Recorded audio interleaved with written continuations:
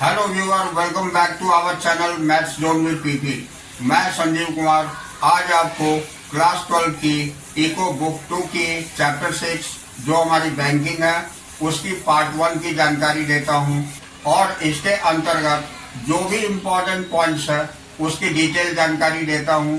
तो आइए स्टार्ट होते हैं अब।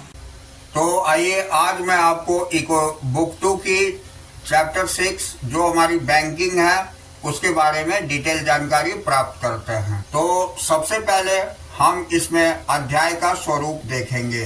तो अध्याय के स्वरूप के अंतर्गत पहली टॉपिक हमारी वाणिज्यिक बैंक होगी, जिसके अंतर्गत 2 पॉइंट होंगे जो वाणिज्यिक बैंक का अर्थ और सभी वित्तीय संस्थान बैंक नहीं होते, ये दोनों टॉपिक की जानकारी लेंगे। अब अगली टॉपिक के अंतर्गत वाणिज्यिक बैंकों द्वारा मुद्रा का सृजन, इसके अंतर्गत जो हम 3 पॉइंट की जानकारी लेंगे वो होगी वाणिज्यिक बैंकों द्वारा मुद्रा सृजन की प्रक्रिया, दूसरी होगी वाणिज्यिक बैंकों द्वारा मुद्रा सृजन को प्रभावित करने वाले कारक, और तीसरा होगा CRR जिसे हम नगद आरक्षित अनुपात बोलते हैं तथा साख गुणक। तो ये 3 पॉइंट्स की जानकारी लेंगे। अब अगली टॉपिक हमारी तीसरी टॉपिक होगी केंद्रीय बैंक। इसके अंतर्गत 3 मेन पॉइंट्स होंगे। तो पहला पॉइंट होगा केंद्रीय बैंक की अवधारणा, दूसरी पॉइंट होगी केंद्रीय बैंक के कार्य और तीसरा पॉइंट होगा केंद्रीय बैंक बनाम वाणिज्यिक बैंक। तो ये 3 पॉइंट की जानकारी लेंगे। चौथी टॉपिक हमारी इस चैप्टर के अंतर्गत केंद्रीय बैंक यानी भारत में भारतीय रिजर्व बैंक द्वारा मुद्रा पूर्ति यानी साख पूर्ति का नियंत्रण, ये बहुत ही इम्पोर्टेंट है। इसके अंतर्गत हम 2 पॉइंट पढ़ेंगे, साख नियंत्रण के मात्रात्मक उपकरण और दूसरी पॉइंट पढ़ेंगे साख नियंत्रण के गुणात्मक उपकरण। तो ये 2 पॉइंट की जानकारी लेंगे। तो आइए अब हम डिटेल से जानते हैं इस चैप्टर को। तो पहली पॉइंट है हमारी वाणिज्यिक बैंक जिसे हम कॉमर्शियल बैंक बोलते हैं। तो आइए इसके बारे में जानते हैं। तो वाणिज्यिक बैंक देश की बैंकिंग प्रणाली के महत्वपूर्ण घटक हैं। आइए सबसे पहले हम वाणिज्यिक बैंक का अर्थ जान लेते हैं। तो वाणिज्यिक बैंक का अर्थ यानी मीनिंग ऑफ कॉमर्शियल बैंक, तो आइए इसे डिटेल से जानते हैं। तो वाणिज्यिक बैंक वह वित्तीय संस्था है जो लोगों से जमाएं स्वीकार करता है तथा उनको उपभोग तथा निवेश उद्देश्य के लिए ऋण देता है। अब इसी के अतिरिक्त आजकल वाणिज्यिक बैंक और भी कई कार्य करते हैं, जैसे साख निर्माण, कोषों को एक स्थान से दूसरे स्थान पर हस्तांतरित करना, एजेंसी कार्य तथा सामान्य सेवाएं। अब हम अगली पॉइंट देखेंगे। भारतीय बैंकिंग कंपनी एक्ट के अनुसार बैंकिंग कंपनी वह है जो बैंकिंग का कार्य करती है और बैंकिंग से अभिप्राय ऋण देने अथवा निवेश के उद्देश्य से जनता से मुद्रा के रूप में जमाएं स्वीकार करने और इनका भुगतान मांगने पर चेक, ड्राफ्ट और आदेश या अन्य किसी प्रकार से भुगतान करने से है। इसे हम यह भी कह सकते हैं banking company is one which transact the business of banking, which means the accepting for the purpose of lending or investment of deposits of money from the public repayable on demand and otherwise the withdrawal by check, draft and order and otherwise Indian Banking Companies Act। अब हम महत्वपूर्ण अवधारणाएं जिसे important concepts बोलते हैं तो इसकी जानकारी लेंगे। तो सभी वित्तीय संस्थान बैंक नहीं होते। All financial institutions are not banks. तो एक वित्तीय संस्था को बैंकिंग संस्था नहीं कहा जाएगा यदि इसके द्वारा 2 प्राथमिक कार्य नहीं किए जाते। पहली बात है कि चेक द्वारा निकाली जाने वाली जमाओं को स्वीकार करना अथवा दूसरा है उधार या ऋण देना। तो इस प्रकार LIC एक वित्तीय संस्था है किंतु इसे बैंक नहीं कहा जा सकता क्योंकि यह उधार तो देती है किंतु लोगों को चेक द्वारा निकाली जाने वाली जमाओं को स्वीकार नहीं करती। दूसरा है डाकखाने। डाकखाने भी बैंक नहीं है यद्यपि वे लोगों की जमाएं स्वीकार करते हैं क्योंकि वे ऋण प्रदान नहीं करते हैं। तो ये हमारी नॉन बैंकिंग ब्रांच कहलाती है। अब हम दूसरी टॉपिक देखेंगे वाणिज्यिक बैंकों द्वारा मुद्रा का सृजन, जिसे हम money creation by the commercial bank बोलते हैं। तो आइए इसकी डिटेल जानकारी प्राप्त करते हैं। तो पहली पॉइंट है, पिछले अध्याय में हमने यह पढ़ा है कि वाणिज्यिक बैंक अर्थव्यवस्था में मुद्रा पूर्ति का एक महत्वपूर्ण स्रोत है। दूसरी पॉइंट, केंद्रीय बैंक के विपरीत वाणिज्यिक बैंकों के पास मुद्रा जारी करने का अधिकार नहीं है। वे सिक्के या नोट जारी नहीं कर सकते हैं। अब फिर भी वे मुद्रा के पूर्तिकर्ता यानी सप्लायर्स ऑफ मनी हैं, क्योंकि वे मांग जमाओ यानी डिमांड डिपॉजिट्स के माध्यम से मुद्रा का सृजन करते हैं।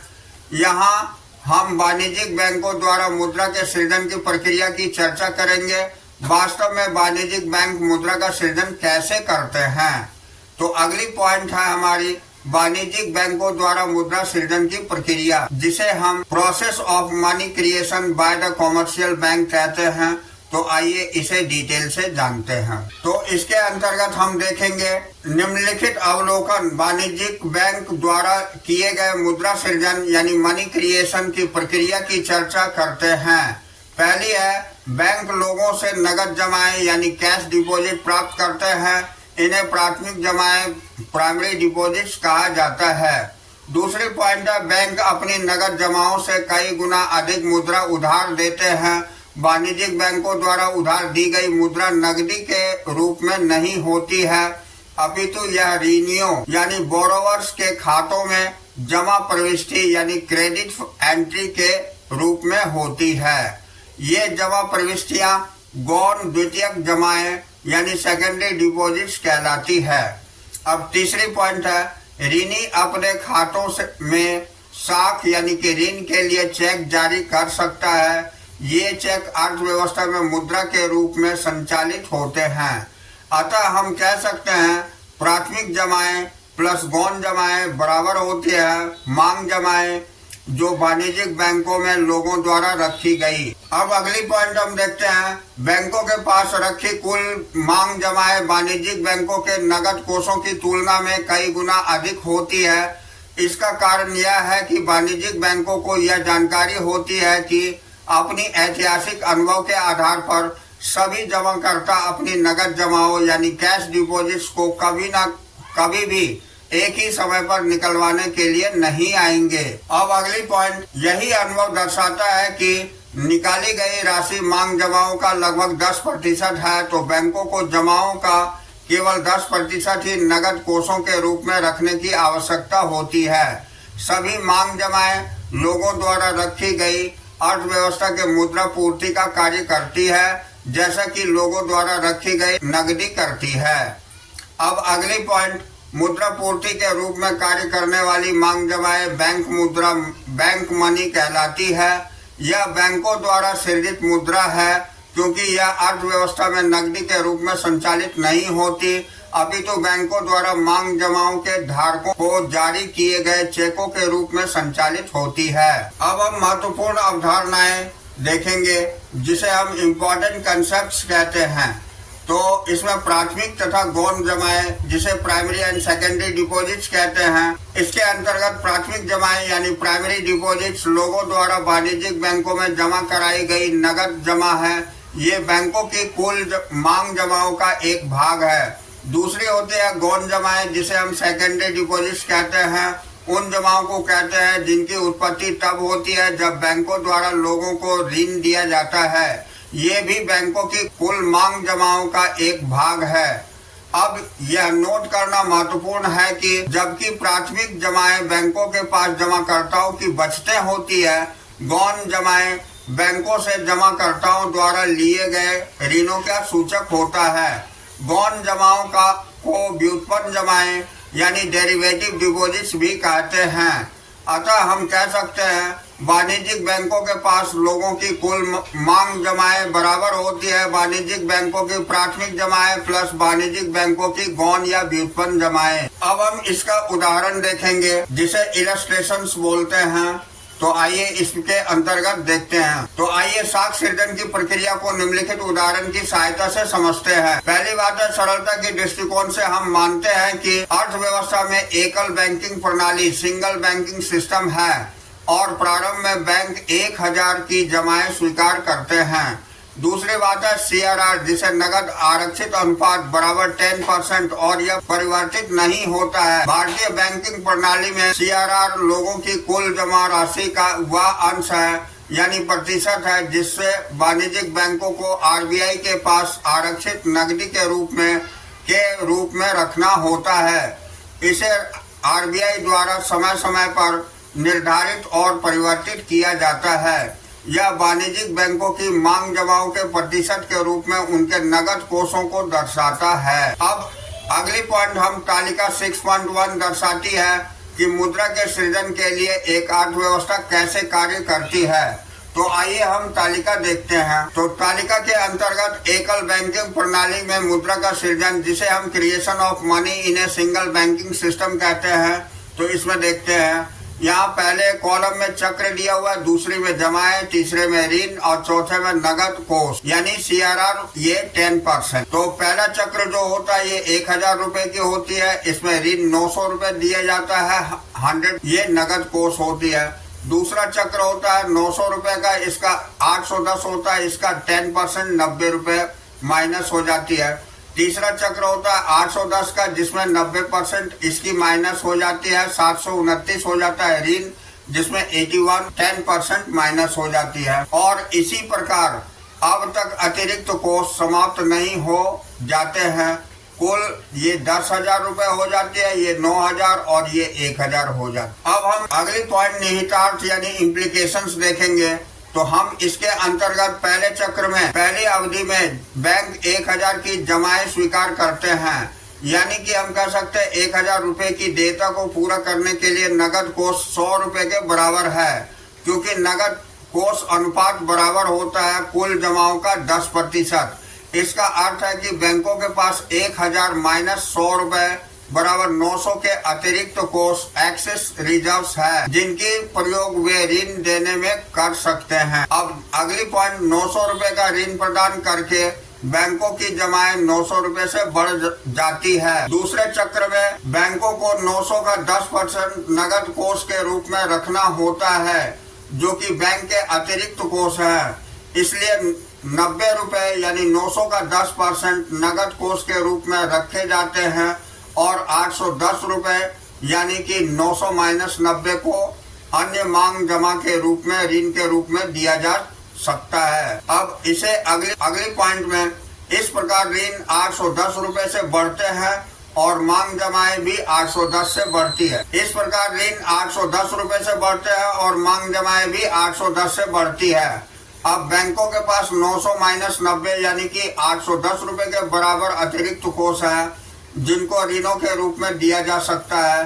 फलस्वरूप मांग जमाएं 810 से बढ़ जाएंगे। अब यह प्रक्रिया तब तक जारी रहेगी जब तक कि कुल मांग जमाएं 10,000 और नगद कोष 1,000 नहीं हो जाते हैं। अतः यदि नगद आरक्षित अनुपात 10% है तो 1,000 रुपए की प्रारंभिक जमाएं जो बाद में कोषों के रूप में भारतीय रिजर्व बैंक RBI में हस्तांतरित कर दी जाती है, बैंकों को 10,000 की मांग जमाएं सृजित करने की अनुमति देती है। इसलिए मांग जमाएं बराबर हम कह सकते हैं 1/CRR इंटू नगद कोष, यानी 1/10% इंटू 1,000। तो ये बराबर हो जाती है 10 इंटू 1,000 बराबर 10,000, यानी 10 गुने 1,000 बराबर 10,000। अब हम इससे आगे देखते हैं। तो नोट के अंतर्गत ऋण कभी भी नगद में नहीं दिए जाते हैं। प्रत्येक ऋण उधारकर्ता की मांग जमा के रूप में दर्शाया जाता है, यानी उधारकर्ता अपने ऋण खाते से भुगतान करने के लिए चेक का उपयोग कर सकता है। अब अगली पॉइंट हम देखेंगे वाणिज्यिक बैंकों द्वारा मुद्रा सृजन को प्रभावित करने वाले कारक, यानी factors affecting money creation by the commercial bank. तो आइए इसकी डिटेल जानकारी प्राप्त करते हैं। तो वाणिज्यिक बैंकों द्वारा मुद्रा सृजन, ऋण सृजन इस कारकों पर निर्भर करता है। पहला है वाणिज्यिक बैंकों के नगद शेष, यानी cash balance with commercial banks. नगद शेष जितने अधिक होंगे, वाणिज्यिक बैंकों की मुद्रा सृजन अथवा साख सृजन की क्षमता उतनी ही अधिक होगी। दूसरी बात है नगद आरक्षित अनुपात, जिसे कैश रिजर्व रेशियो बोलते हैं, CRR। नगद आरक्षित अनुपात CRR जितना अधिक होगा, मुद्रा को सृजित करने की क्षमता उतनी ही कम होगी। अब तीसरा, तिजोरी नकद जिसे वॉल्ट कैश बोलते हैं। यदि बैंक जोखिम से बचने वाले होते हैं तो वे अधिक अतिरिक्त कोष रखने का प्रयास करते हैं, जिसे तिजोरी नकद कहा जाता है। तिजोरी नकदी जितनी अधिक होगी, मुद्रा सृजन की क्षमता उतनी ही कम होगी। अब अगली पॉइंट हम देखेंगे, जनता द्वारा जमाए जिसे डिपॉजिट्स बाय द पब्लिक बोलते हैं। तो भारत जैसे देशों में जहां नकद लेन देन अभी भी बहुत अधिक है, वहां बैंक जमा कम होते हैं। बैंकिंग प्रणाली में नकद प्रवाह कम होने के कारण बैंकों की ऋण सृजन क्षमता भी कम बनी रहती है। अब इससे अगली पॉइंट हम देखेंगे, वाणिज्यिक अपेक्षाएं जिसे बिजनेस एक्सपेक्टेशन बोलते हैं। तो तेजड़िया और मंदड़िया की व्यावसायिक अपेक्षाएं भी वाणिज्यिक बैंकों द्वारा ऋण सृजन को प्रभावित करती है। तेजड़िया की व्यावसायिक अपेक्षाएं, जब उद्यमी अधिक लाभ की आशा करते हैं, ऋण की मांग को बढ़ा देती है, भले ही ब्याज दर अधिक हो। तदनुसार बैंक अपने अतिरिक्त कोष का उपयोग करके अधिक ऋण सृजित करने के लिए प्रेरित होते हैं। इसके विपरीत मंदड़िया की व्यावसायिक अपेक्षाएं, जब लाभ की आशा कम होती है, ऋण की मांग को कम कर देती है, भले ही ब्याज की दर कम हो। ऐसी स्थिति में बैंक अपनी ऋण सृजित करने में अनिच्छुक रहते हैं, भले ही उनके पास अतिरिक्त कोष उपलब्ध हो। अब हम अगली पॉइंट, महत्वपूर्ण अवधारणाएं जिसे हम इम्पोर्टेंट कंसेप्ट बोलते हैं। तो आइए इसकी जानकारी प्राप्त करते हैं। तो यहाँ CRR बनाम SLR है। तो सबसे पहले हम देखेंगे, SLR का अर्थ है वैधानिक तरलता अनुपात, स्टैट्यूटरी लिक्विडिटी रेशियो बोलते हैं, और इसे इस प्रकार परिभाषित किया गया है, कुल जमा राशि जिसमें मांग जमा प्लस सावधि जमा होती है का वह न्यूनतम प्रतिशत है जिसे बैंकों को तरल परिसंपत्तियों के रूप में रखना आवश्यक होता है। हम पहले ही CRR की अवधारणा को समझ चुके हैं, इसलिए यहाँ उसकी पुनरावृत्ति नहीं कर रहे हैं। CRR बनाम SLR के संदर्भ में कुछ आलोचनात्मक अवलोकन इस प्रकार है। तो पहले पॉइंट है, CRR और SLR दोनों ही विधिक आरक्षित अनुपात यानी लीगल रिजर्व रेशियो है। दोनों को भारतीय रिजर्व बैंक RBI द्वारा निर्धारित किया जाता है और समय समय पर देश की तरलता प्रवाह को नियंत्रित करने के लिए इसके परिवर्तन किया जाता है। अब अगली पॉइंट, वाणिज्यिक बैंकों के लिए CRR और SLR दोनों का अनुपालन करना आवश्यक है, यानी अनिवार्य है, लेकिन दोनों एक दूसरे से पर्याप्त रूप से भिन्न होते हैं, क्योंकि पहली जहां CRR कोष में केवल नकद शामिल होती है, वहीं SLR कोष में शामिल होती है। क्या होती है? नकद कोष, दूसरा होता है स्वर्ण कोष और तीसरा होता है अनुमोदित प्रतिभूतियों का कोष। तो जहां CRR कोष को RBI के पास जमा करना होता है, वहीं SLR कोषों को बैंकों के पास ही रखा जाता है। अब सावधानी का एक नोट, ए नोट ऑफ कॉजन, इसे हम देखते हैं। तो इसके अंतर्गत पहली पॉइंट, SLR और CRR को जोड़कर LRR यानी विधिक आरक्षित अनुपात निकालने की कभी कोशिश न करें। SLR और CRR दोनों ही विधिक आरक्षित अनुपात है, लेकिन यह एक दूसरे से स्वतंत्र होते हैं। कुल +2 स्तर के छात्र यह मान लेते हैं कि SLR + CRR बराबर LRR, जो कि यह सही नहीं है। अब आइए, यदि आप मानते हैं कि SLR + CRR बराबर LRR होता है, तो ऐसी स्थिति में LRR स्थिर हो, किसी भी CRR के वृद्धि का अर्थ SLR में उतनी ही कमी होगी, जो कि तकनीकी रूप से गलत है। अब हम अगली पॉइंट देखेंगे, CRR जिसे नगद आरक्षित अनुपात तथा साख गुणक, इसे मुद्रा गुणक भी कहा जाता है, यानी CRR and credit multiplier, also called money multiplier. तो आइए इसे देखते हैं। भारत में CRR को वाणिज्यिक बैंकों द्वारा निर्धारित नहीं किया जाता है, बल्कि इसे RBI यानी भारतीय रिजर्व बैंक द्वारा निर्धारित किया जाता है। इसलिए इसे विधिक आरक्षित अनुपात यानी लीगल रिजर्व रेशियो LRR भी कहते हैं। दूसरी पॉइंट है, वाणिज्यिक बैंकों को निर्धारित कानूनी तौर पर नगद कोषों को अपने पास रखने की आवश्यकता नहीं होती है, परंतु इन कोषों को RBI के पास रखने की आवश्यकता होती है। निसंदेह बैंक तिजोरी नगद के रूप में अपने पास अतिरिक्त कोष रख सकते हैं। अब अगली पॉइंट, तदनुसार साख गुणक मुद्रा की उस अधिकतम राशि को प्रकट करता है जो आरबीआई के पास उनके नकद कोषों के दिए होने पर वाणिज्यिक बैंक सृजित कर सकते हैं।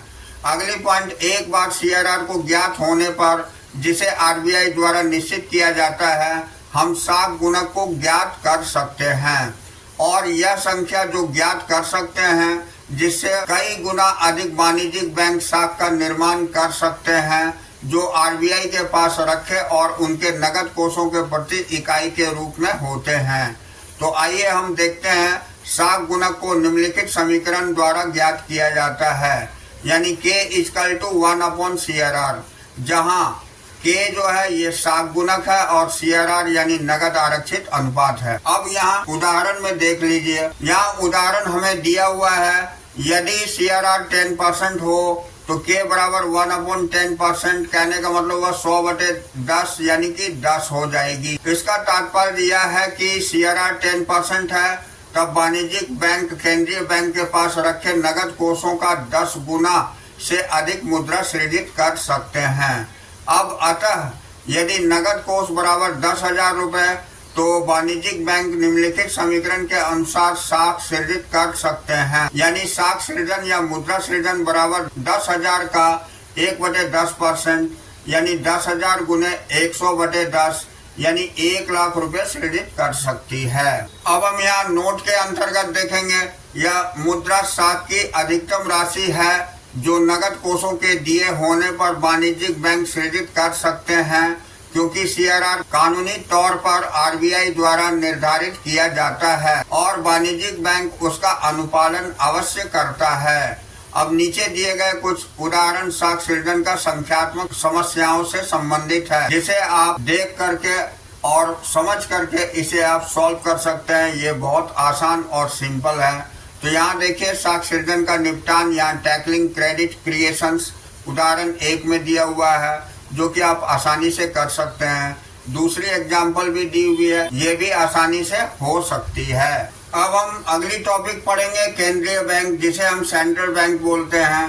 तो आइए इसे डिटेल से जानते हैं। तो केंद्रीय बैंक अवधारणा, जिसे हम कंसेप्ट ऑफ सेंट्रल बैंक बोलते हैं, तो इसके अंतर्गत केंद्रीय बैंक एक सर्वोच्च बैंक है जो देश की संपूर्ण बैंकिंग प्रणाली को नियंत्रित करता है। दूसरी बात है कि यह नोट जारी करने की एकमात्र एजेंसी है तथा अर्थव्यवस्था में मुद्रा की पूर्ति को नियंत्रित करता है।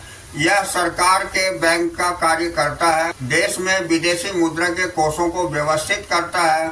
भारतीय रिजर्व बैंक आरबीआई भारत का केंद्रीय बैंक है। अब केंद्रीय बैंक के कार्य हम देखते हैं, जिसे हम function of the central bank बोलते हैं। तो आइए इसकी डिटेल जानकारी प्राप्त करते हैं। तो चित्र में दिए हुए हैं, एक देश के केंद्रीय बैंक के कार्यों का प्रदर्शित करता है भारत में आरबीआई के विशेष संदर्भ में।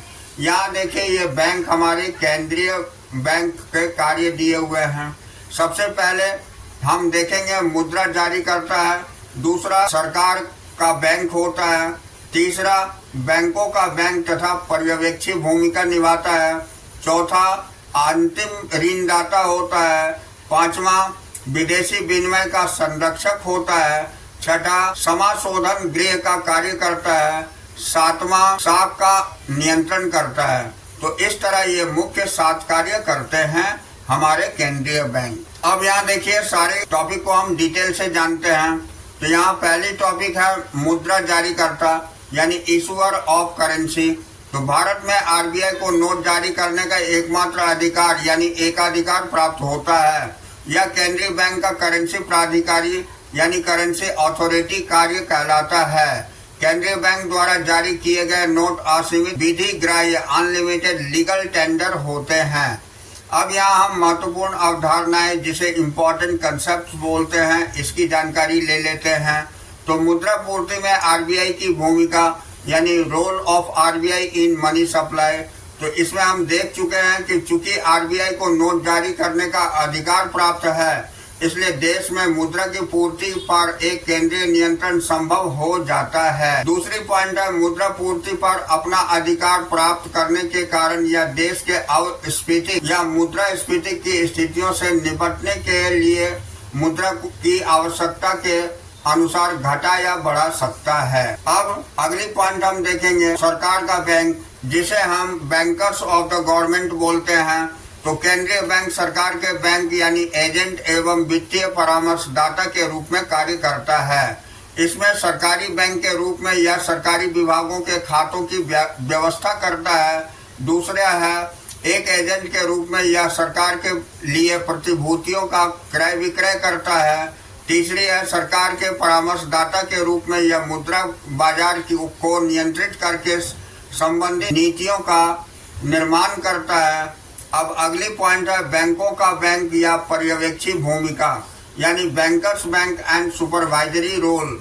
तो बैंकों का बैंक होने के कारण उसका देश के अन्य बैंकों के साथ लगभग वही संबंध होता है जो एक वाणिज्यिक बैंक का अपने ग्राहकों के साथ होता है।